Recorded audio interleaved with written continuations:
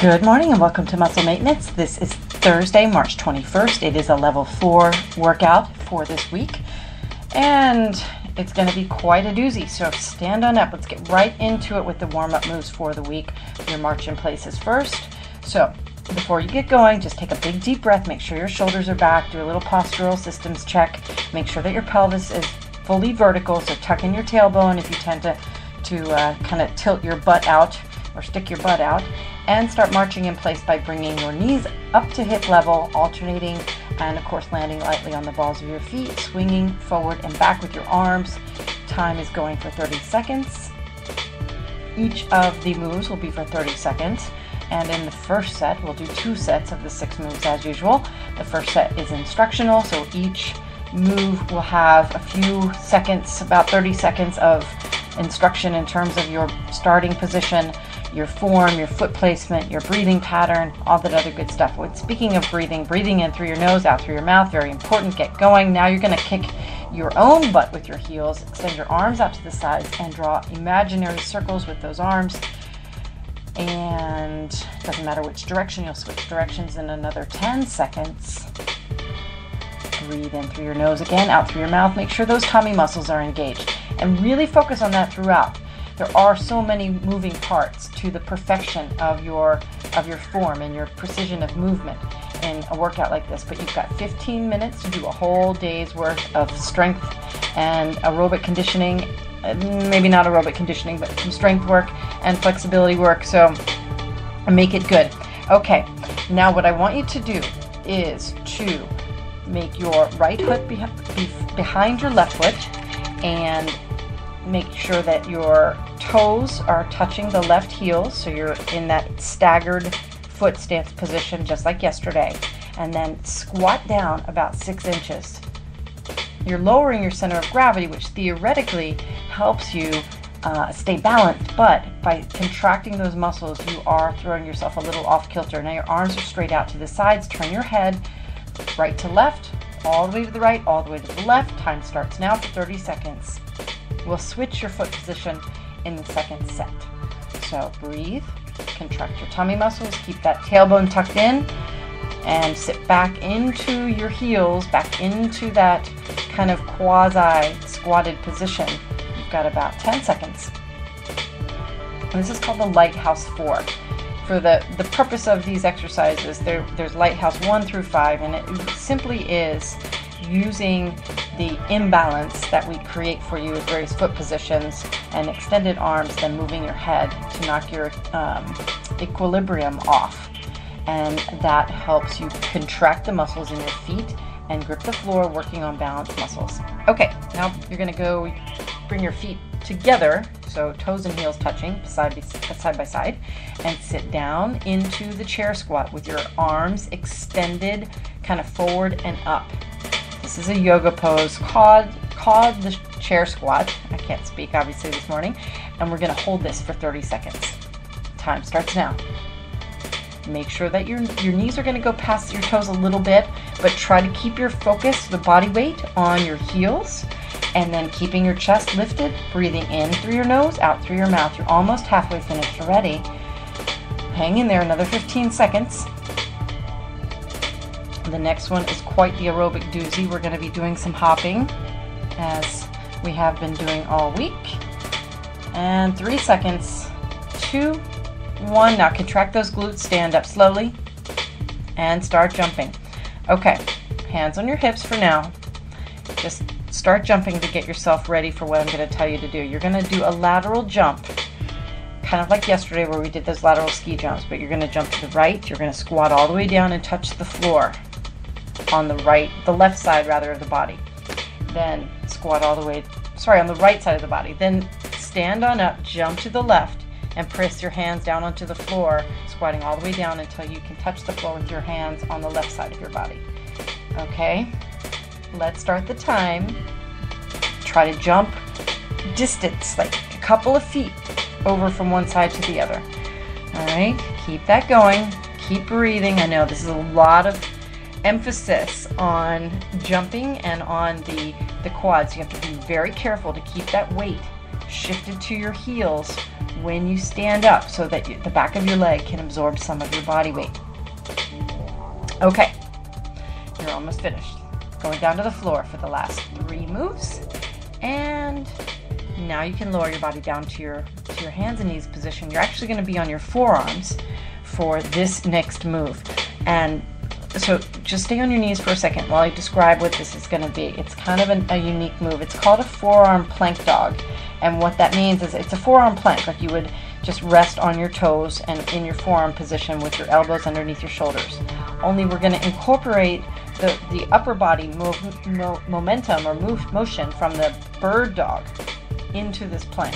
So you're going to slowly extend the right arm up off the floor, turning your palm towards your head like normal with the bird dog until your bicep is close to your ear. Then return the forearm to the floor and repeat with the same movement on the left side. Okay, time starts now. Go ahead and lift your body into your plank and start with the right arm. Stretch all the way out with that right arm and then the left. The lower body doesn't change. You might guess that for tomorrow the lower body might change, and I'll let you keep guessing on that. We have something fun in store for tomorrow's position, the 4th move in the series here. You've got 6 seconds. Keep going. You're doing great. And now we're going to do some push-ups. So the push-ups that we're doing now are on the toes. If you must, do your push-ups on your knees. Remember to keep that 45-degree angle with the floor. These are push-ups with a pulse at the top, but not until the end. So I want you to do 20 seconds of push-ups, and then you're going to do 10 pulses at the very top, like the top inch, where you bend the elbows only a tiny bit. All right, so let's start the time now. Regular push-ups. Inhale on the way down. Exhale as you push back up. And then keep it going. Make sure you keep your butt down. And if you're on your knees or thighs rather, make a 45-degree angle with the floor. 5 more seconds. Okay, good. Now, just give me that 1 inch at the top. So bend the elbows just a bit. I'm going to count you down from 10, 9, 8, 7, 6, 5, 4, 3, 2, 1. Turn your body over and get into the tabletop position. Last move in this series is a folding tabletop, and that means that you are going to get yourself into tabletop where your hands are on the floor, fingers facing forward. Your hips are up high, making a tabletop out of your torso and your thighs. Your feet are on the floor, toes down. Make sure that your pinky toes and heels are in line. Now, the folding tabletop is a move where you rotate your butt up, down, and up underneath your torso, sort of in between your hands, straightening your legs in the process, lifting your toes up off the floor. And then, as you exhale, you lift your butt back up into the tabletop, press your toes into the floor. Okay, let's start the time now. You'll only do 5 or 6 of these probably in 30 seconds. Move slowly in the beginning. If you can't straighten your legs out completely without lowering your butt all the way down to the floor, don't straighten them out completely, and just make sure that you maintain your body weight on your hands. Don't like rest on the floor. All right, you've got 15 more seconds, then we'll take a quick break and repeat the same 6 moves in the flow set, which means the only time we really stop between each of the moves is for a position change. All right, you've got 3 seconds. 2, 1, good job. First set, done. Whew. Okay, stand on up, take a sip of water, have a couple of deep breaths, and we're going to start again with the Lighthouse 4, which means once again your left foot is behind the right foot, toes touching the heel on the right foot, right? Now squat down a little bit, extend your arms up to the side, and here we go. Time starts now. Turn your head right to left. Remember, you should be able to turn your head to the point where your gaze stretches straight down the length of your arm stretched out. And if you can only, kind of get, maybe 60, 70% of the way, maybe 80% of the way, that just means that you have a limited range of motion in that part of your body, and it's something you've got to work on because it's really important for your neck to be able to move completely. You've got 3 seconds left, by the way. All right, bring those feet together. Sit down into your chair squat, arms stretch out in front of you like you are saluting the sun. Time starts now. Keep breathing. Keep those abs engaged. And if you're in a chair squat and you're a female and you're not doing a Kegel exercise, I will be very, very disappointed. You want to take advantage of this time to draw in that pelvic floor and squeeze those muscles. There is no better time than when you are in a position where you're holding something. That you can hold anytime. I'm doing it now. 5 more seconds. Of course, I'm not in the chair squat. I had promised my husband that when he was a sound engineer and audio producer, that I will do these workouts without him under the ground rule that when I'm doing them, I cannot do the actual moves. Okay, next up, lateral jumps with floor taps. Time starts now.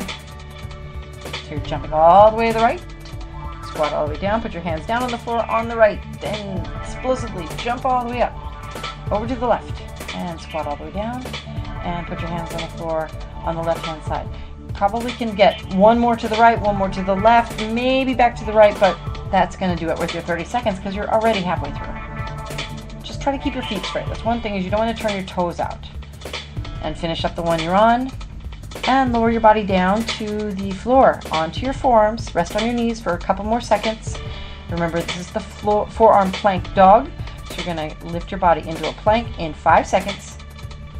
3, 2, 1. Now the plank, and add the bird dog motion with your arms. Right arm stretches out first, and then the left. We are blazing through this set. 2 moves to go, and you will be ready to move on to the day. Hopefully you're getting this workout done in the morning time. Shoes off. I do them in my pajamas. I have gotten dressed since I woke up, but generally I will do my workout before anything else happens. I just go right to the living room floor and do a little routine in my pajamas. It's just easier. Okay, push-ups. Push-ups are next. We're going to do 20 seconds of regular push-ups, and then you'll do that pulse at the top for the last 10. Time starts now. Remember that you inhale as you bend your elbows and lower the body. You keep your butt down. Squeeze those tummy muscles. Make sure that you are using your body weight, equally distributing your body weight, rather, between the thumb part of your hand and the outside part of your hand. All right, and let's do that pulse now. Just give me that top inch. I'll count you down. 10, 9, 8, 7, 6, 5, 4, 3, 2, 1. Very good, very good. Okay, now turn your body over, and let's do the folding tabletop. One of the 5 Tibetan rites, which if you follow my workouts, you know I love this position more than anything, and this is actually my favorite move, probably, of any other move we do. And it is, I don't know why, I just love the way this motion works my body. You're in the tabletop, your fingers are forward, and time starts now. Last 30 seconds, rotating the butt underneath your torso, in between your hands, straightening your legs, exhaling deeply and pushing back into tabletop. Good stretch of the hamstrings once you can get your legs to straighten out completely.